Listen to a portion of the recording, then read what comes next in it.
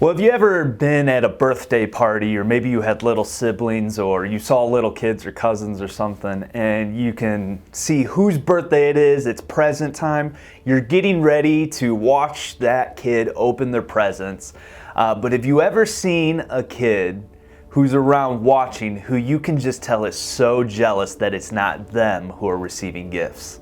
I think we've seen this. I know I've had this in my family, having so many siblings, but I've seen it in other ways where kids just get so jealous because in that moment, even though they will have a birthday, it's not their time at that moment. And today we're going to be talking about this idea of jealousy and comparison. And digging into this, we've been in our Back on Track series talking through the life of David and King Saul at this point.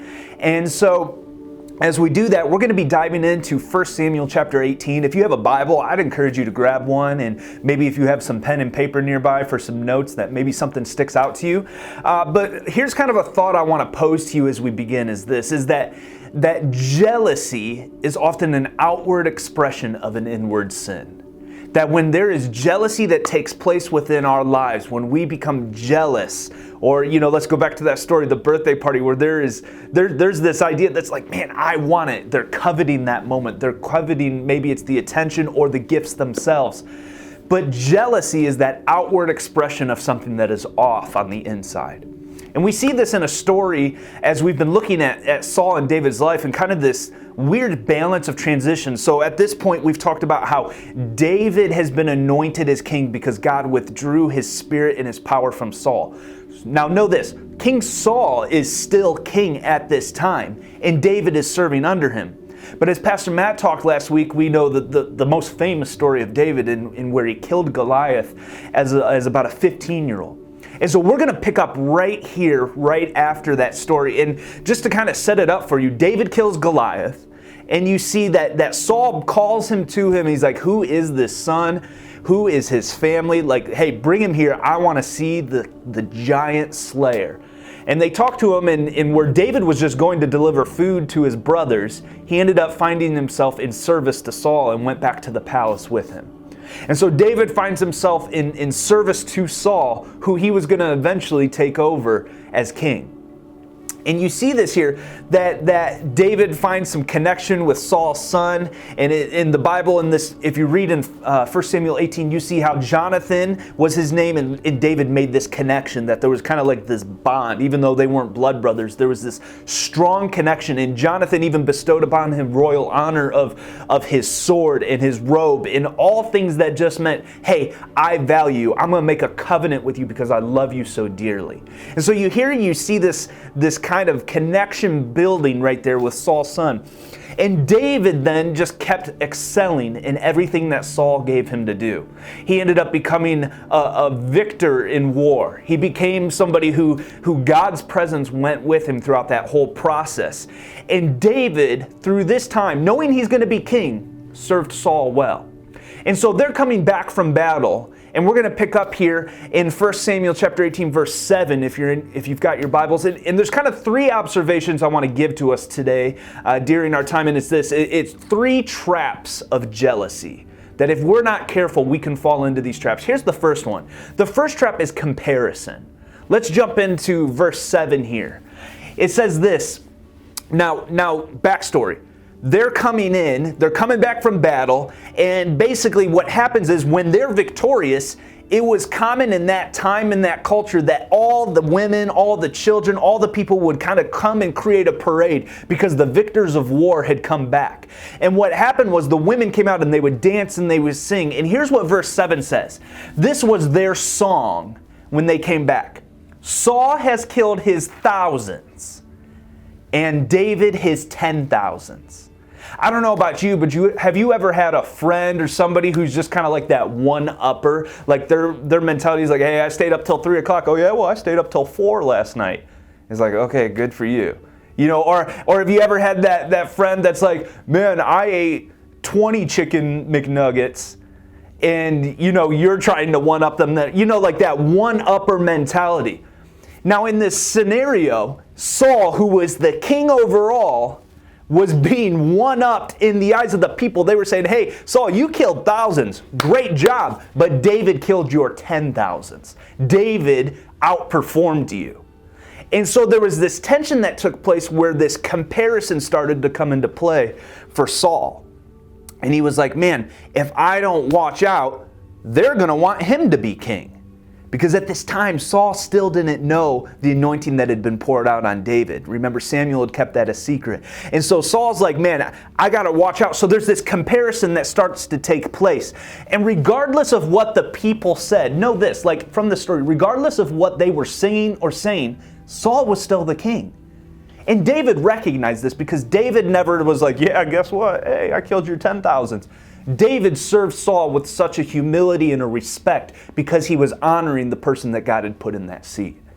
You see, in James chapter 3, verse 16, it talks about the effects of jealousy and comparison. This is what James says. He says this, for wherever there is jealousy and selfish ambition, there you will find disorder of every kind. And we see right here that in Saul's life, there began to be this disorder that was taking place. There was things leading up to it, but now comparison was setting in. There was somebody else who was potentially going to take his spot. And he was like, man, I got to watch out for this David. He kept a jealous eye on him, the scriptures say. And there's this idea, and Pastor Chad has used this quote before that has really stuck with me over time. It's this quote that says, comparison is quicksand. The longer you stay there, the deeper you get stuck.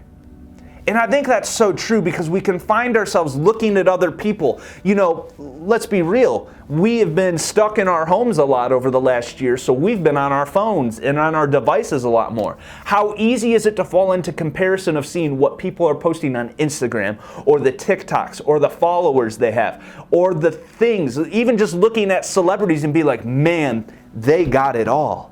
They got the money, they got the status, they got the followers, they got the friends. Like the perception that we see in there, if we're not careful, comparison can start to set in our lives. And then what happens is we miss out on what God has put before us to do. So a question I have for you is this, is how can you avoid the trap of jealousy and comparison? What are the things in your life that you are comparing yourself to? Know this, here's kind of like an answer to that question. It's important that we evaluate where you find your value. If your value is coming from the amount of likes you get on a TikTok or an Instagram, then you're going to be disappointed a lot. If your value comes from the words that are spoken to you from somebody who you look up to, they're not going to always be perfect. But know this, true value comes only from God. David recognized this in a psalm that he wrote in chapter 37. It says this, don't worry about the wicked or envy those who do wrong. For like grass, they will soon fade away. Like spring flowers, they soon wither. And here's verse 3. This is the kicker. Trust in the Lord and do good. Then you will live safely in the land and prosper. That's saying don't worry about what's going on around. Don't compare yourself to the world. Don't compare yourself to any other person. Trust in the Lord and you will find prosperous and you will find confidence in there. You see, trusting in God's plan opens the door for God's favor in your life. And so we got to be careful that we don't let comparison trap us in this idea of jealousy. And here's a second thing that happens then. Not only is comparison a trap of jealousy, the second thing is this, is that bitterness is a trap of jealousy. Let's move forward in 1 Samuel 18 to verse 10. What's said is Saul essentially saw this and it said that he kept a jealous eye on David. Verse 10 says this, that the very next day a tormenting spirit from God overwhelmed Saul and he began to rave in his house like a madman. So here we see Saul's just going crazy at this point. Like his heart was open to a place of receiving just this crazy raving spirit within. David was playing the harp because that was something that set David apart from an early age as a young boy. He was skilled in music and brought calmness to Saul. David was playing the harp as he did each day, but Saul was sitting on his throne and had a spear in his hand. So imagine this, you're in there, you're just playing your harp, you're David, you're just kind of doing your thing. Saul's over here like going crazy in his mind with a spear in his hand. And it says this, Saul had a spear in his hand and suddenly he hurled it at David while he's playing his harp, intending to pin him to the wall. And it says, but David escaped him twice. So there was something, it wasn't just like like kind of a random thing. Saul was going to kill him, to put him to the wall, to show him who was the boss. And it said this, Saul was then afraid of David, for the Lord was with David, and then turned from Saul. At that point, it clicked with him. God's with David. He's truly removed himself from me. I've drawn and pushed him away so much. Have you ever been eating a fruit, or I've been eating some avocados lately, putting it on toast, it's good stuff, but have you ever taken a bite of an apple or cut into an avocado and you're like, man, I can't wait to eat this, or you take a bite out of the apple and then you're like, what is that? And you look and you see a perfectly good apple on the outside, it is rotten in the center. There's nothing worse than that, it just makes me want to look right there. But know this, Saul on the outside was king, had it all, had the status, had the power, had the thing, but God's spirit wasn't in there. His heart was distant from God, and it was becoming rotten because of the bitterness that was setting in. So here's a question I have for you, because here we see in the story that David did nothing to provoke Saul. People were just chanting, hey, you've killed 10,000s to Saul's thousands. But here you see, and here's kind of a test for your life. Do you find yourself getting angry or frustrated with somebody who hasn't done something wrong? Bitterness might have set in your heart because of something in the past, because of an insecurity that you have. So here's my question to that, is how do you protect your heart from jealousy and bitterness? If we look at this very same scenario, David had every place to be bitter. He was anointed to be king, and yet he was serving Saul. David was not the command of the country, Saul was. But yet David chose to consider himself under Saul in respect and honor to God. You see, there was a different position of his heart, that even though he didn't have the title, he knew that with God, and putting God first and honoring who God put in charge, that God would bring prosper to his life, that he would prosper him. You see, bitterness is driven out by our obedience to God. When our focus is on other people and what they say and what they do and what makes us angry, then we're going to be focusing on the wrong things and turning away from the way God wants our hearts to be, completely focused on him and the plan he has for our life. And what happened is, if you move forward in verse 14 of this chapter, it says this, David continued to succeed in everything he did, for the Lord was with him. That everything that Saul sent David out to do, every battle, every task he gave him, he did it willingly in service to Saul and ultimately in service to God. And God blessed him for that. David didn't demand his throne. David knew and honored his role. And for some of us, we need to understand that in order to counteract bitterness, we need to be content with where God has us and who God has over us, so that bitterness isn't the thing that comes through and just completely takes your heart and rots it. Because if so, the third trap of jealousy we're going to talk about is this, is that the third trap is insecurity. In verse 15, we see this really take root with Paul. Remember, David continued to exceed. And here's what it says, verse 15. When Saul recognized this, he became even more afraid of him. But all of Israel and Judah loved David because he was so successful at leading his troops in the battle. You see, Saul allowed insecurity to take over. What started with comparison and turned into bitterness ultimately led to this insecurity of saying, everybody's turned to David. Nobody wants me. God's even turned from me. And his life spiraled down into this craziness that took place. If you look up the definition of insecurity, I think this helps bring to light what is being communicated in here. Insecurity is uncertainty or anxiety about oneself or lack of confidence. And if I'm reading this right, Saul at this point, his confidence was at the all-time low because he had made choice after choice and allowed bitterness and envy and jealousy to consume his life to the point of where he was no longer confident in himself or the position God had put him before. His sin led him away from the place that God had for him. So as we wrap up today, I want to challenge you with this, is saying, where are you at in your life? We looked at a few traps of jealousy here, from bitterness to insecurity to even just the start of it of comparison. And my challenge to you would be this, is to search your heart right now.